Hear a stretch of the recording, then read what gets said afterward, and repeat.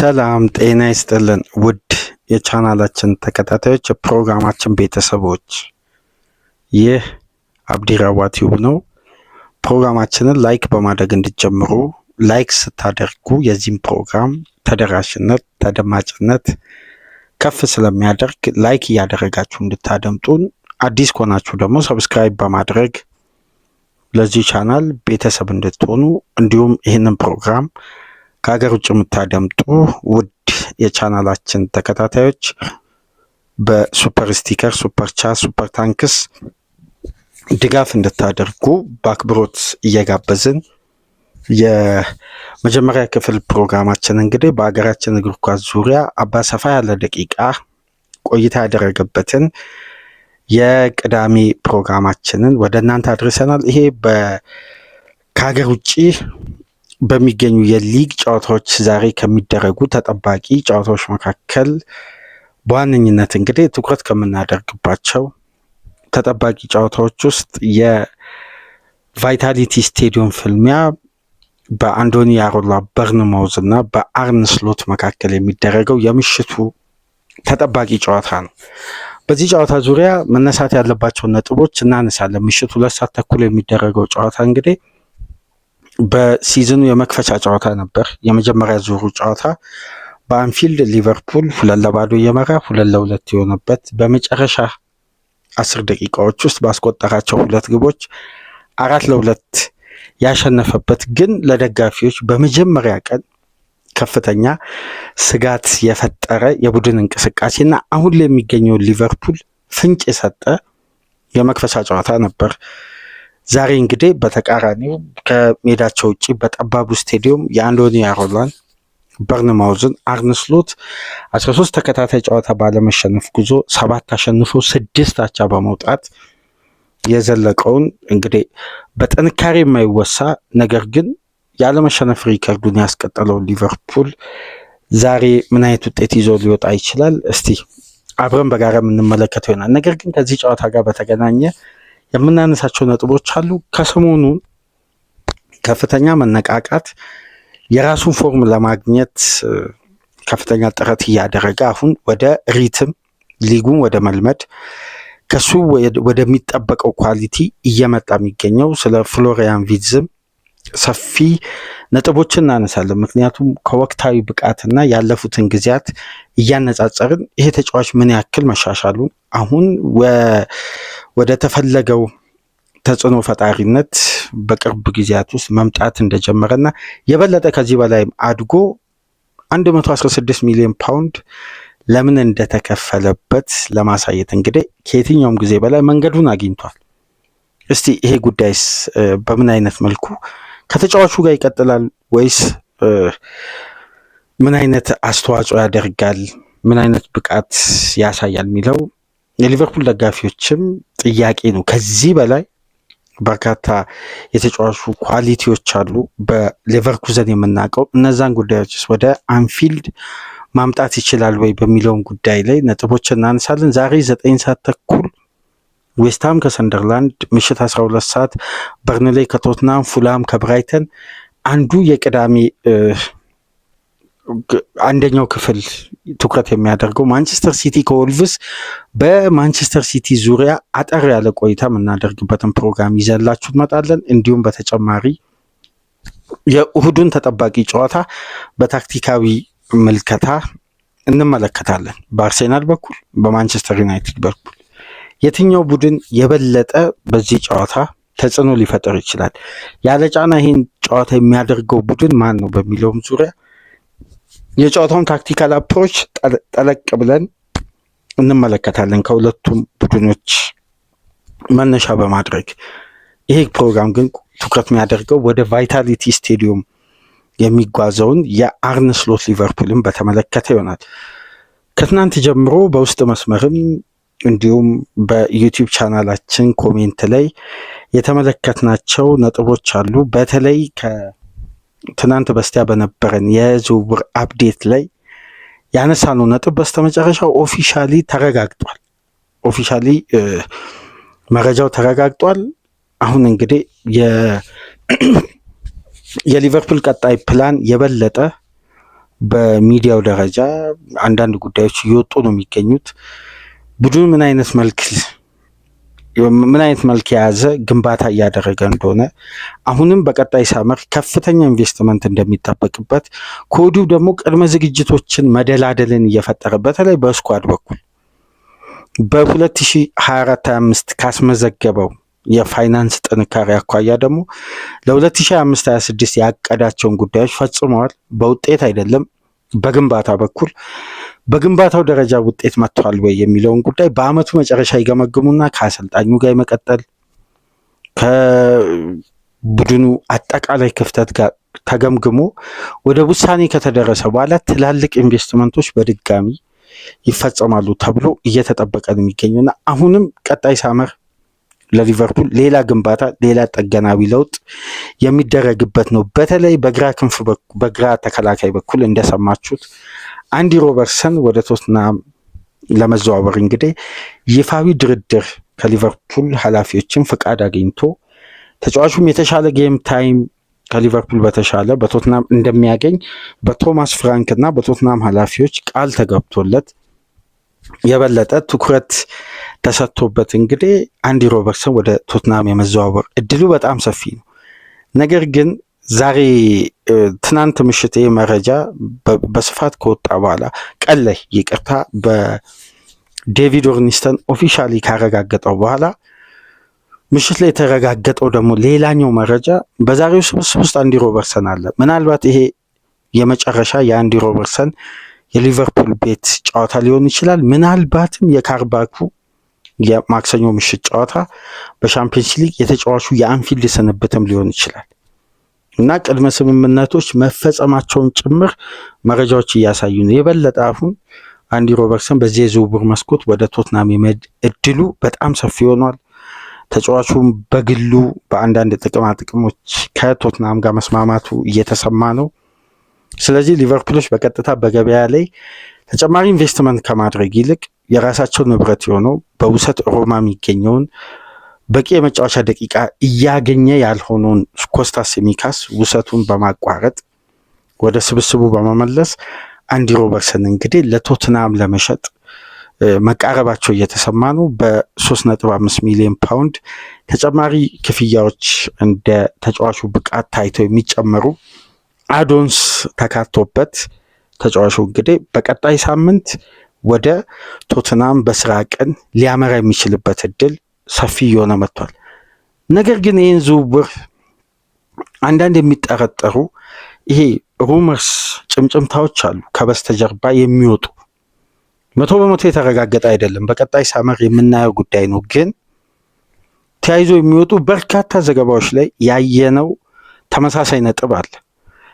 ትናንትናም በነበረን የዝውውር አፕዴት ላይ ደጋግመን ስናነሳ የነበረው ዛሬም በዚህ የሊቨርፑል ፕሮግራም ላይ መግቢያ ላይ ለውድ አድማጮች አፕዴት ለማድረግ በዋነኝነት ሊቨርፑል ከቶትናም ጋር ያለውን የዝውውርም ሆነ በቀጥታ ግንኙነት ለማጥበቅ ለአንዳንድ የድርድር ሂደቶች አንድ ስቴፕ ይህ በሁለቱ ክለቦች መካከል ያለው መግባባት ለመጨመርና ለማጥበብ ይሄ ግንኙነታቸውን ከፍ ለማድረግ በቀጥታ ለድርድር የሚያስቀምጣቸው ተጨማሪ ጉዳይ ካለ የአንዲ ሮበርትሰን ጉዳይን እንደ ድልድይ እየተጠቀሙት ነው። ፖል ጆይስ ለምሳሌ ይህን ጉዳይ ይዞ ወጥቷል።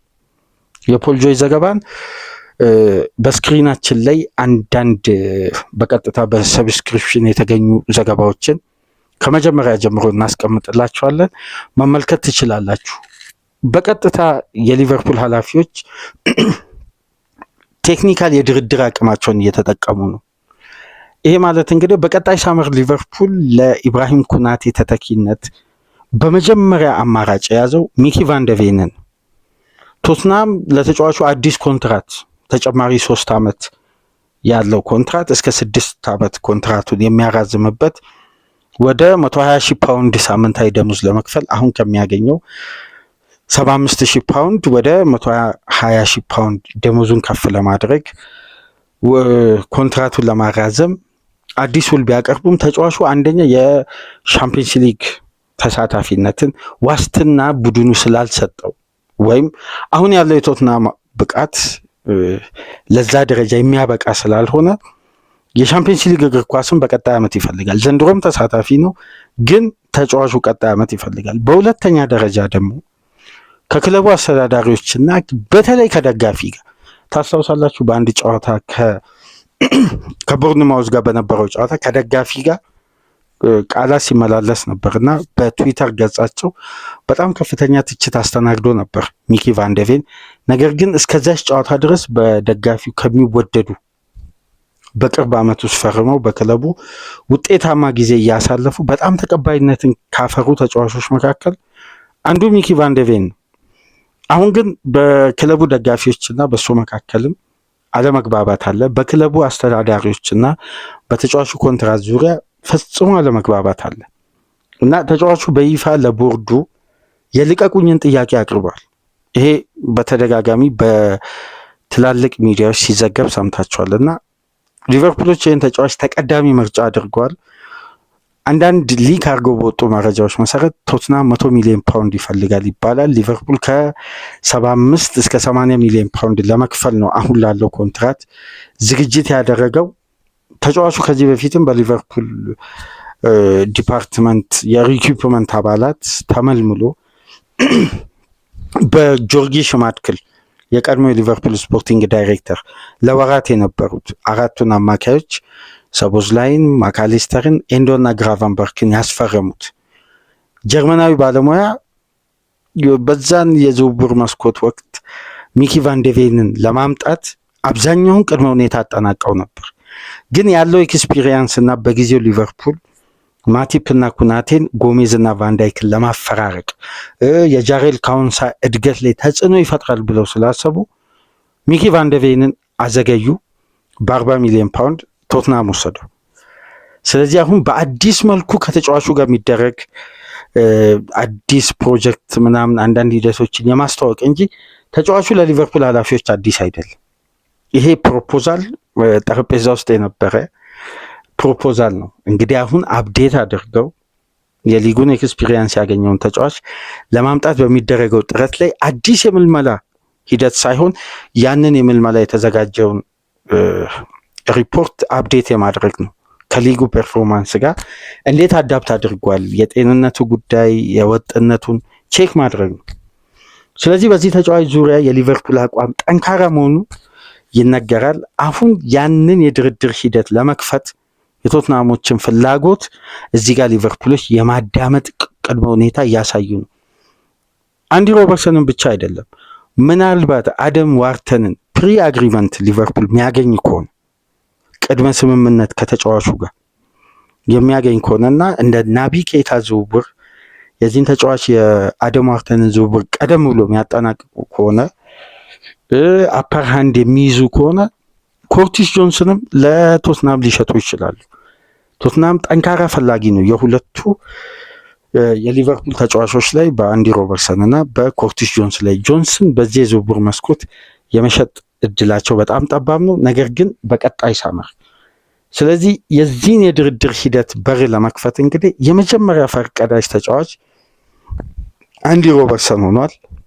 ተጫዋቹም ጌም ታይም ይፈልጋል።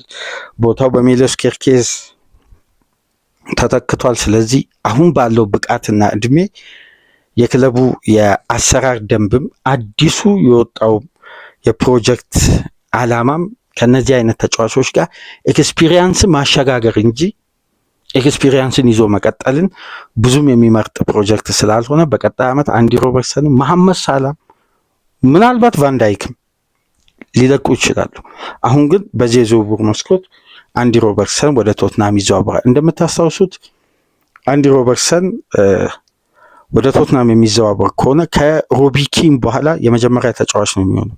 ከቶትናም ወደ ሊቨርፑል፣ ከሊቨርፑል ወደ ቶትናም የተደረገ ዝውውር ከ10 ዓመት በላይ ሆኖታል። ረጅም ዓመት ሆኗል በቶትናምና በሊቨርፑል መካከል የተጫዋች ዝውውር ከተደረገ።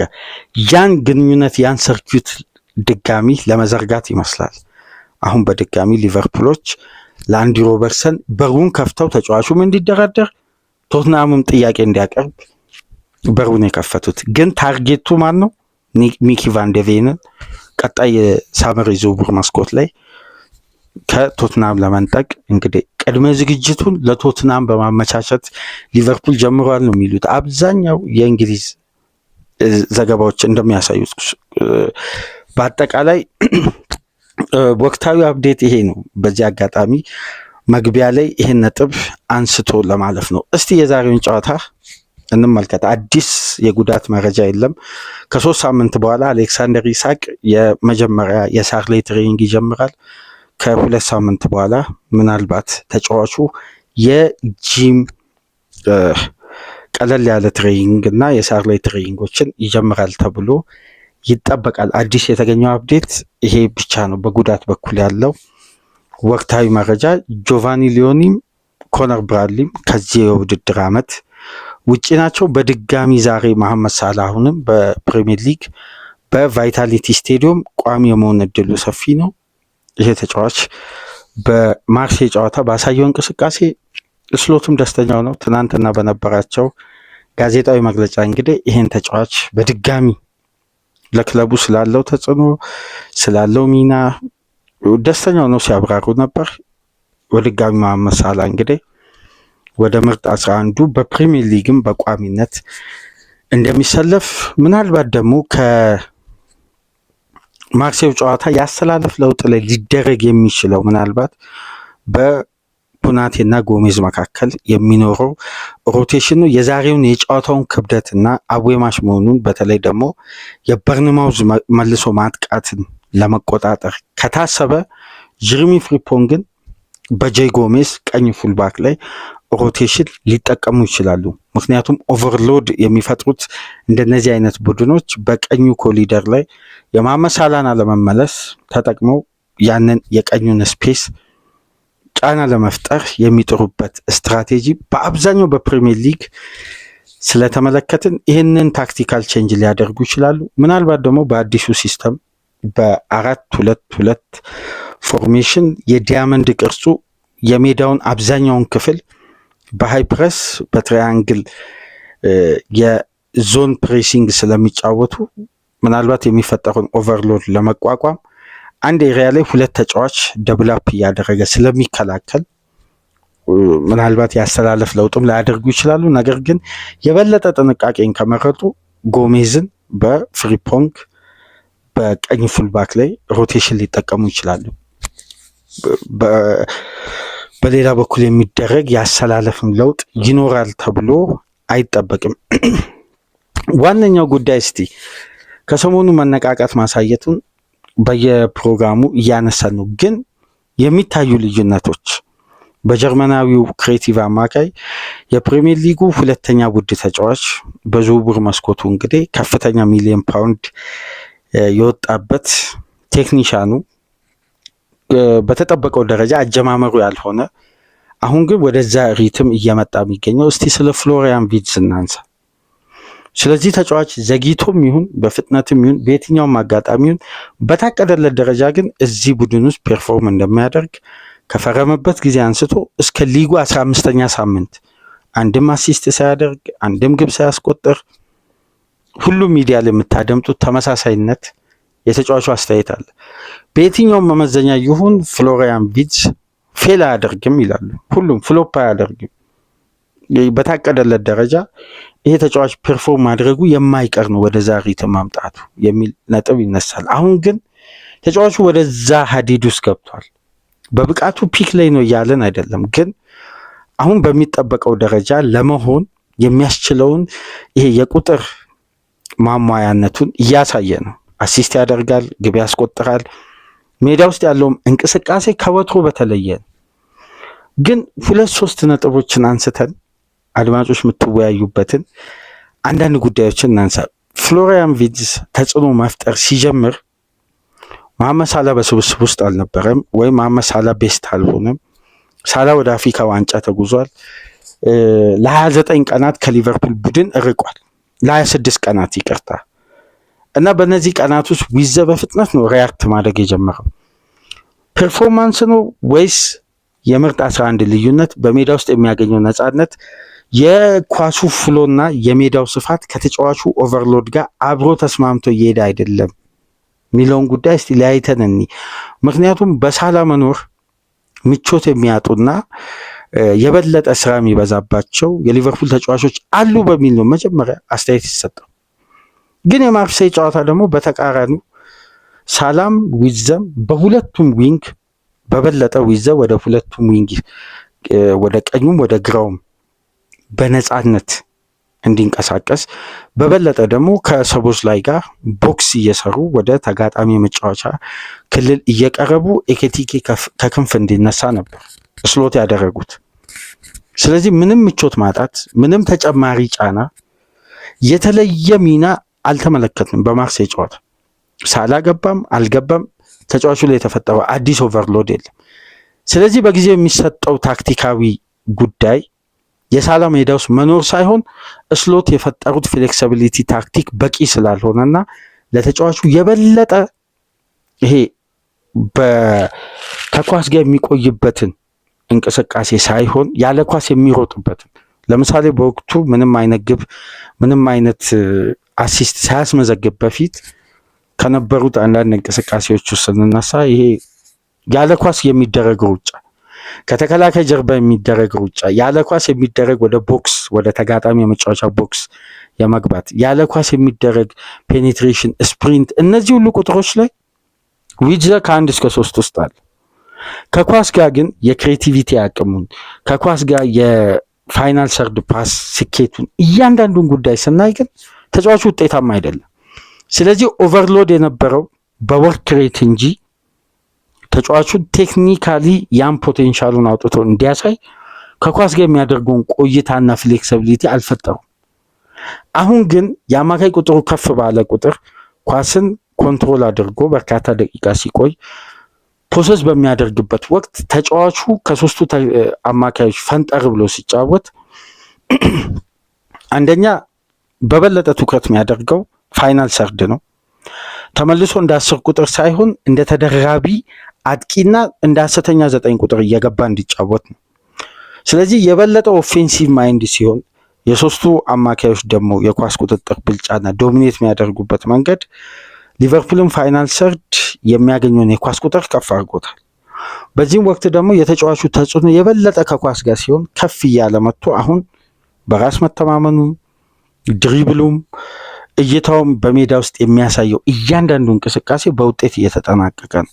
ለዛም ይመስላል ተጫዋቹ በቅርብ ሳምንት ተጽዕኖ የበለጠ ከፍ እያለ የመጣው። እስቲ አንዳንድ ቁጥሮችን ስንመለከት ደግሞ የበለጠ በዚህ ተጫዋች ዙሪያ የተነሱ ሀሳቦችን የነበሩ ጥያቄዎችን የሚመልሱ ቁጥሮች አሁን ላይ በስፋት እየወጣ ነው የሚገኘው። እስቲ የመጀመሪያ አንድ በተጫዋቹ በኩል ከዚህ በፊት የሚጠበቀው ትልቁ ጉዳይ ምንድን ነው? ኤክስጂ አሲስት ክሬት ማድረግ፣ ኤክስጂ ኤክስ አሲስት እና ኤክስጂን ክሬት ማድረግ ነው። ለግብ የቀረቡ ኳሶችን ክሬት ማድረግ፣ ለግብ የቀረቡ ሙከራዎችን ማድረግ፣ ከዛ እነዛን ወደ ውጤታማነት መቀየር ነው። ስለዚህ በማጥቃቱ በኩል ስለሚፈጥረው ተጽዕኖ ነው ትኩረት የነበረው።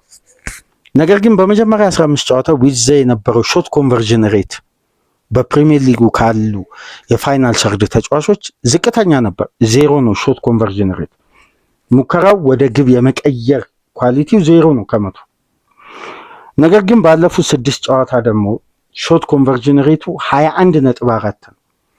ባለፉት 6 ጨዋታ የሾት ኮንቨርዥን ሬት ደግሞ ካየን በሊጉ ትልቁን ሾት ኮንቨርዥን ሬት ይዞ የጀመረው ተጫዋች ሃላንድ ነው። እንደምታውቁት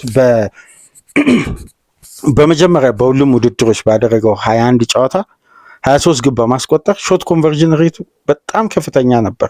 ወደ 29.8 ገደማ ደርሶ ነበር። አሁን ግን ባለፉት 6 ጨዋታ ደግሞ ካየን ሃላንድ ከዊድዘ ያንሳል በሾት ኮንቨርዥን ሬት። የተጫዋቹ ኳሊቲ የሙከራው አቅም በጨዋታ ላይ ያለው ነፃነት እየጨመረ በመጣ ቁጥር በሌቨርኩዘን ለምሳሌ በመጨረሻ 6 ጨዋታዎች ተጫዋቹ ባደረገበት ወይም በሊጉ የመጀመሪያ 6 ጨዋታ ወይም ምርጥም ሆኖ ምርጥም ሳይሆን ያለው ሾት ኮንቨርዥን ሬት 22.8 ነው። አሁን ብቃቱን ከፍታ ተመልክቶ ተጫዋቹ ከፍ ባለበት የውድድር ዓመት ውስጥ ሁሉ ትልቁ የሱ ሾት ኮንቨርዥን ሬት 22.8 ነው። ሙከራን ወደ ግብ የመቀየር አቅሙ። ስለዚህ አሁን በሊቨርፑል ቤት ሁለት አጋጣሚ ካገኘ አንዱን የማስቆጠር እድል አለው ማለት ነው፣ በቀጥታ ኢላማውን የጠበቀ ሙከራ ካደረገ። ስለዚህ የሾት ኮንቨርዥን ሬቱ መጨመር ሊቨርፑል ያመጣው አዲስ ታክቲካል አማራጭ መሆኑን እዚህ ጋር እንመለከታለን እና በዚህን ሰዓት 21.4 ሾት ኮንቨርዥን ሬት በመያዝ በዚህን ሰዓት በክሬቲቭ አማካዮች ከተያዘው ቁጥር የመጀመሪያና ብቸኛ ተጫዋች ያደርጓል በሾት ኮንቨርዥን ሬት 21.4 በመያዝ። በመጀመሪያ 15 ጨዋታ በአጠቃላይ ዊድዝ ያደረገው የተሳካ ድሪብል 14 ብቻ በመጀመሪያ 15 ጨዋታ። ነገር ግን በመጨረሻ 6 ጨዋታ የሊቨርፑል በመጨረሻ ያደረጋቸው 6 ጨዋታ ውስጥ 16 ድሪብሎችን አሳክቷል። በመጀመሪያ 15 ጨዋታ 14። ይሄ ማለት በአማካይ እንኳን ከ0.89 ምናምን በመጀመሪያው። አሁን ግን በመጨረሻ 6 ጨዋታ ቢያንስ በየጨዋታው ከ3 በላይ ድሪብሎችን ያሳካል ማለት ነው። 16 ድሪብሎችን ማሳካቸው። ይሄ የተጫዋቹ ብቃት መሻሻሉን የሚያረጋግጡ ስታቶች ናቸው። በመጀመሪያ 15 ጨዋታ ክሬት ያደረገው ቢግ ቻንስ 1 ነው፣ ቢግ ቻንስ። በመጨረሻ ግን 6 ጨዋታ 6 ቢግ ቻንስ ክሬት አድርጓል። በእያንዳንዱ ጨዋታ አንዳንድ ቢግ ቻንስ በአማካይ። ባለፉት በፕሪሚየር ሊጉ ትላልቅ ቢግ ቻንሶችን ክሬት ካደረጉ ተጫዋቾች ውስጥ ቡካዮ ሳካ ብቻ የሚበልጠው በመጨረሻ 6 ጨዋታ ማለት ነው። በመጀመሪያ 15 ጨዋታ ተጫዋቹ ኤክስጂ አሲስት በማድረግ ክሬት ያደረጋቸው ቻንሶች በመጀመሪያ 15 ጨዋታ በአማካይ በየጨዋታው 1.69 ነው። አሁን ግን ባለፉት 6 ጨዋታ ተጫዋቹ 2.05 ኤክስጂ አሲስቶችን ክሬት ያደርጋል።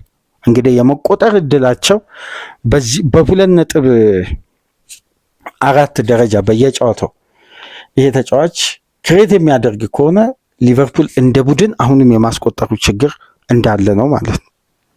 እያስቆጠረ አይደለም። በዚህ ደረጃ ክሬት የሚደረግ ከሆነ የዚህን ተጫዋች በበለጠ ብቃት የምንመለከተው በኤክስጂ በመጀመሪያ 15 ጨዋታ የነበረው 2.12 ነው። አሁን ግን በመጨረሻ 6 ጨዋታ የነበረው ኤክስጂ ደግሞ 2.72 ነው።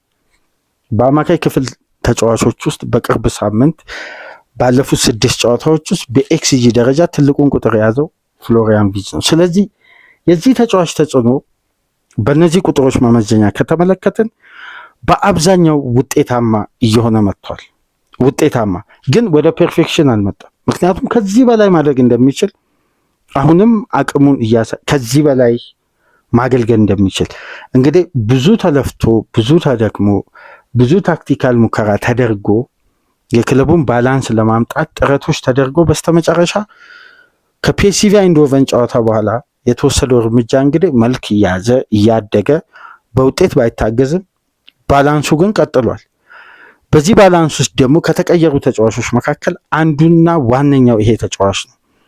ለምሳሌ በመጀመሪያ 15 ጨዋታ የዚህ ተጫዋች አቨሬጅ በየጨዋታው የሚያደርገው የፓስ ቁጥር 45.6 ነው በመጀመሪያ 15 በሊጉ ጨዋታዎች። ነገር ግን በመጨረሻ ከ17ኛ እስከ 22ኛ ሳምንት ድረስ በነበረው የተጫዋቹ የፓስ ሲኩዌንስ ከተመለከትን 74.8 ነው በየጨዋታው ፓስ የሚያደርገው። እንደውም ባለፈው ሳምንት 101 ኳስ ፓስ በማድረግ በሜዳ ውስጥ ብቸኛ ተጫዋች ነበር። የተሳካ 111 ኳስ ነክቶ 101 ፓስ በስኬት አጠናቀቀ ለመጀመሪያ ጊዜ እና በፋይናል ሰርድ ከሚጫወት ተጫዋች የመጀመሪያ ቁጥር ነው በሊጉ የተመዘገበው። ስለዚህ ይሄ ተጫዋች አሁን ወደሚፈለገው ሪትም እየመጣ እንደሆነ ከሚያሳዩ ቁጥሮች መካከል እነዚህ በዋነኝነት ይጠቀሳሉ። እስቲ እነዚህን ጉዳዮች እያሰፋናቸው እንሂድ። ለምሳሌ በመጀመሪያ 15 ጨዋታዎች ዊዘም የሚያደርጋቸው የሙከራ ብዛት ጥራት ያላቸውም ጥራት የሌላቸውም ብዙ ሙከራዎች በዛ ደረጃ የሚያስደነግጥ ሙከራዎች ባይኖሩም ግን የሙከራው መጠንና በጨዋታው ላይ የሚያደርገው ተሳትፎ በቅርብ ሳምንት ያለው ብቃት ምን ያክል ወደ አስተማማኝነት እየመጣ እንደሆነ የሚነግረን የተጫዋቹ ተሳትፎ አለ። ለምሳሌ በሙከራ በኩል የመጀመሪያ 15 ጨዋታ በአማካይ 1.61 ሙከራ ያደርጋል። ጥራት ባለው ሙከራ ደረጃ የሚደረገው በአማካይ በጨዋታ 0.4 ነው። ይሄ በጣም ዝቅተኛ ቁጥር ከክሬቲቭ አማካይ። ነገር ግን በመጨረሻ 6 ጨዋታ ተጫዋቹ በየጨዋታው 2.52 ሙከራዎችን ያደርጋል። ጥራት ያላቸው ሙከራ ደግሞ 1.62 ያደርጋል። መጀመሪያ 15 ጨዋታ ከሚያደርገው የበለጠ በመጨረሻ 6 ጨዋታዎች ላይ ያደረጋቸው ጥራት ያላቸው ሙከራዎች ከፍ ይላሉ ማለት ነው። ከነዚህ ሙከራዎች ውስጥ ከተጋጣሚ መጫወቻ ቦክስ ውስጥ ያደረገው የሙከራ መጠን በመጀመሪያ 15 ጨዋታ 1.08 ነው። አሁን ደግሞ በመጨረሻ ሊቨርፑል ካደረጋቸው 6 ጨዋታዎች ውስጥ ከተጋጣሚ መጫወቻ ቦክስ ውስጥ ዊዘ 1.96 ሙከራዎችን አድርጓል በአማካይ በየጨዋታው። በመጀመሪያ 15 ጨዋታ ተጫዋቹ በተጋጣሚ መጫወቻ ቦክስ በአማካይ 5.02 ኳሶችን ሲነካ በመጨረሻ 6 ጨዋታዎች ደግሞ 8.62 ኳሶችን ይነካል። ስለዚህ ይሄ ተጫዋች ከኳስ ጋር የሚቆይበት ሲስተም እየተፈጠረ በመጣ ቁጥር የተጫዋቹ አፕሮች፣ የጌም ተጽዕኖ፣ ጨዋታ ላይ ልዩነት የመፍጠር የማስቆጠር፣ አሲስት የማድረግ ጌም ውስጥ የመቆየት አቅሙን እያሳደገ መጥቷል። አሁን የሚነሱ አንዳንድ ነጥቦች ነበሩ። ሊቨርፑል ፈርስት ሃፍ ከፍ ብሎ ሰከንድ ሃፍ ዝቅ ሲል የተጫዋቾችን ብቃት እኩል ከቲሙ ጋር ከፍና ዝቅ የሚል ነው፣ ይሄ በግል ነጥሩ መውጣት ያለባቸው ተጫዋቾች ይባል ነበር። ነገር ግን በቅርብ ሳምንት አስተውላችሁ ከሆነ ዊልዘን አሁን መቀየር ሁላ ትተዋል። ስሎት የሚቀይሩት ለኢንጌም ማኔጅመንት እንጂ በብቃት ወይስ ሜዳ ውስጥ ባለው ተጽዕኖ ማነስ አይደለም። ለቀጣይ ጨዋታ ታሳቢ ተደርገው ተጫዋቹ የሚቀይሩት እና የበለጠ በዚህ ተጫዋች ላይ ያላቸው እምነት በቦታው ከሚጫወቱ ተጫዋቾች ከፍ እያለ አሁን የቋሚነትንም ቦታ እያረጋገጠ እንደ ጨዋታው ቅርጽ ቤንች ቤስት የሚሆን ተጫዋች አይደለም። ይህን ጉዳይ ስናነሳ ነበር። ትላልቅ ጨዋታዎች ላይ አሰልጣኙ ከሚነሳባቸው ትችትና ተቃውሞ ለመሸሽም ተጫዋቹንም ከጫና ለማውጣት ቤንች ያደርጉት ነበር። አሁን ግን ተጫዋቹ ላይ ሪስክ ለመውሰድ ደፋር እየሆኑ መጥተዋል ስሎትም። ይሄም የታየው በፈጠሩት የታክቲክ ለውጥ ተጫዋቹን ባሳየው ተጽዕኖ ነው። ስለዚህ የሁለቱም መንገድ አሁን ስሎት እንግዲህ በውጤት ደረጃ ስኬታማ ባይሆኑ አሁን በፈጠሩት የታክቲክ ባላንስ እና ሲዝኑ መሀል ላይ ያመጡት ሪትም ቢያንስ ለነዚህ ተጫዋቾች ማንሰራራት፣ ድጋሚ ነፍስ መዝራት ትልቁ ሚና እየተጫወተ ነው። በመጀመሪያ ቅድም እንደጠቀስኩላቸው 15 ጨዋታዎች 45.62 ፓሶችን የሚያደርገው ተጫዋች አሁን በመጨረሻ 6 ጨዋታዎች 74.8 ፓሶችን በየጨዋታ ያደርጋል። ትልቁ ጉዳይ እዚህ ጋር ነው። አሁን ዊዘ የመጨረሻ ወደ ፒክ ብቃቱ እየመጣ ነው ከምንልበት ትልቅ ነጥቦች መካከል አሁን የማነሳላችሁ የመጨረሻው ስታት ነው። የመጨረሻ የተጋጣሚ ፋይናል ሰርድ ላይ የሚኖረው የፍሎሪያን ቪትዝ የፓስ ቁጥርና የስኬቱ መጠን ነው። እዚህ ጋር አሁን በሊቨርፑል ማጥቃት ላይ ይሄ ተጫዋች አሁን ላይ ከጎደለ በጣም አደጋ እንደሚሆን፣ በነገራችን ላይ እንዲህ በቀላሉ ተጽዕኖ እንዴት ከፍ ይላል ልትሉ ትችላላችሁ። ግን እዚህ ጋር ነው አሁን ትልቁ የተጫዋቹ አቅም። ባለፉት 6 ጨዋታዎች ላይ በግልጽ የታየ አንድ ተጽዕኖ አለ። ሊቨርፑል በመጨረሻ የሜዳ ክፍል እድል ለመፍጠር ለምሳሌ በመጀመሪያ 15 ጨዋታዎች ውስጥ 34 ተች ማድረግ ይጠበቅበት ነበር ለአንድ እድል 34 ተች። ምን ያክል ዝግ ያለ ቴምፖ እንዳለው ይሄ ቡድን ተመልከቱ። የክሎፕ ቡድን ለአንድ ሙከራ 9 ተችም አድርጓል። ለአንድ ሙከራ 4 ተችም ያደረገበት ጊዜ አለ። ግን 34 ተች ማለት ለምሳሌ ሊቨርፑል በጣም ዶሚኔት አድርጎ ሙከራ አነስተኛ ጥራት የሌለው ግን ፖሴሽኑ ሲታይ 65 70 63 በጣም ዶሚኔት ያደረገው ግን የሙከራውን ቁጥር ብታዩና ኢላማውን የጠበቀ ሙከራ ብንመለከት ከ4 ወይ 5 አይበልጥም። ክሊኒካል አይደለም። የሙከራው ጥራት የዛን ያክል አይደለም። ለምሳሌ ከሊድስ ጋር በነበረው ጨዋታ ሰቦዝ ላይ 54ኛ ደቂቃ ላይ የመጀመሪያም የመጨረሻም ኢላማውን የጠበቀ ሙከራ ያደረገ አንድ። ከዛም በኋላ ሊቨርፑል ጥራት ያለውን እድል ሁላ መፍጠር አልቻለም። በዛ ጨዋታ ነው አሁን ለምሳሌ ሊቨርፑል ፋይናል ሰርድ ላይ ለአንድ ሙከራ 46 ተች አድርጓል። የመጨረሻ የሜዳ ክፍል ለአንድ ሙከራ። ይሄ ማለት ፖሴሽን ዊዛውት ፔኔትሬሽን የሚባለው ነው። ኳሱን ተቆጣጥረዋል፣ ነገር ግን ፔኔትሬት የሚያደርጉ ሙከራዎችም ተጽዕኖዎችም የሉ። ይህ ተጋጣሚን የለው ብሎክ ሰብሮ የመግባት አቅም አልነበሩ። አሁን ግን በዩዘር በኩል የምንመለከተው የመጨረሻ የተጫዋቹ ሶስተኛ የሜዳ ክፍል በተጋጣሚ የመጫወቻ ቦክስ ውስጥ ይሄ የመጨረሻ ፋይናል ኳስ ፓስ በማድረግ ለምሳሌ በመጀመሪያ 15 ጨዋታዎች 5.6 ነው በአማካይ የሚያደርገው። ይሄ ማለት ያለ ኳስ የሚሮጥበት ኤሪያ ይበልጣል፣ ቦታቸው ሚነካካቸውን። አሁን ግን በመጨረሻ ፋይናል ሰርድ ላይ ተጫዋቹ ባለፉት 6 ጨዋታዎች በአማካይ 19 ኳሶችን የተሳካ 19 ኳሶችን ፓስ ያደርጋል። ይሄ 19 ኳስ በነገራችን ላይ ባለፉት 6 ጨዋታ ከየትኛውም አማካይ በላይ ከፍ ብሎ አንደኛ ደረጃ ላይ ያስቀምጧል።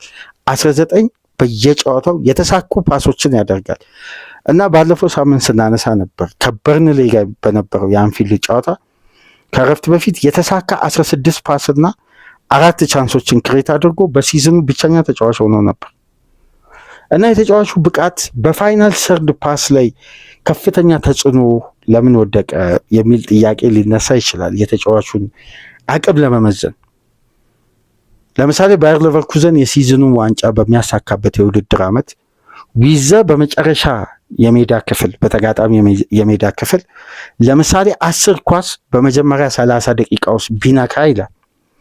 ከ10 ፓሶች ውስጥ ይቅርታ የመጀመሪያ 30 ደቂቃ 14 ተች በመጨረሻ የሜዳ ክፍል ቢነካ ከነዚህ 14 ተች ውስጥ 10ሩ የተሳኩ ፓሶች ቢሆኑ ከ10ሩ በእርግጠኝነት 2ቱ በእድል የሚካተቱ ናቸው ይላል። ይሄ ነው የተጫዋቹን የክሬቲቪቲ አቅም አንዳንድ መመዘኛና የምልመላ ሂደቶችን ዲቴል ካላየን ከመሬት ተነስቶ አንድ ተጫዋች ኦቨርሬትድ ነው አንደርሬትድ ነው ይህ አይምሯችን ላይ ባለው ምስል ብቻ ከገመገምን ተገቢ አይደለም።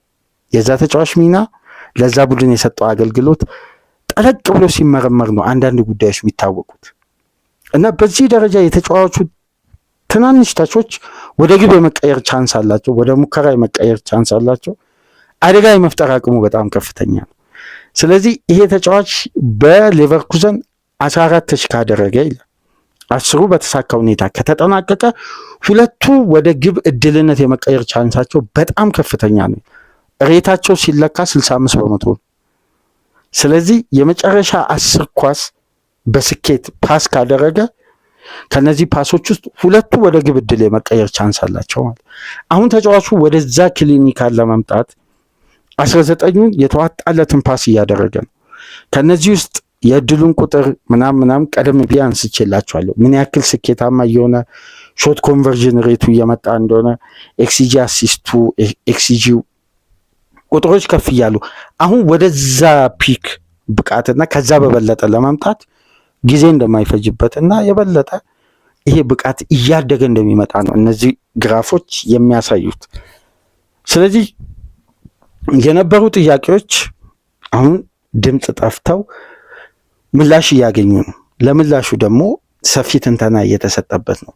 ሲዝኑም ሲጀምር በመሃልም ይሄ ከተቃራኒ ቡድን ከተፎካካሪ ቡድን በታሪክ አጋጣሚ ደግሞ ካለው ከፍተኛ የተፎካካሪነት የራይቨሪ የተለያዩ አጋጣሚዎች የአንድ ተጫዋች በፍጥነት ሪያክት ለማድረግ በሶሻል ሚዲያው ላይ ከፍተኛ ይሄ የብሽሽቅ አይነት ይሄ ተጫዋች ፍሎፕ አድርጓል፣ ይሄ ተጫዋች እንደዚህ ሆኗል የሚል አንዳንድ አስተያየቶች ይሰጣሉ።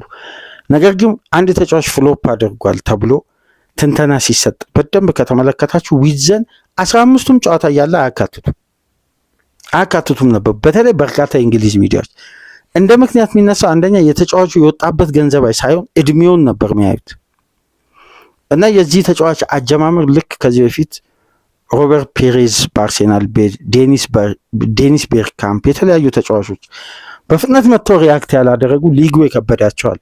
ከዛም በኋላ ግን ሊጉን ካቀለሉ ተጫዋቾች መካከል እነዛ ተጫዋቾች በታሪክ መዝገብ ላይ መቀመጥ ችለዋል።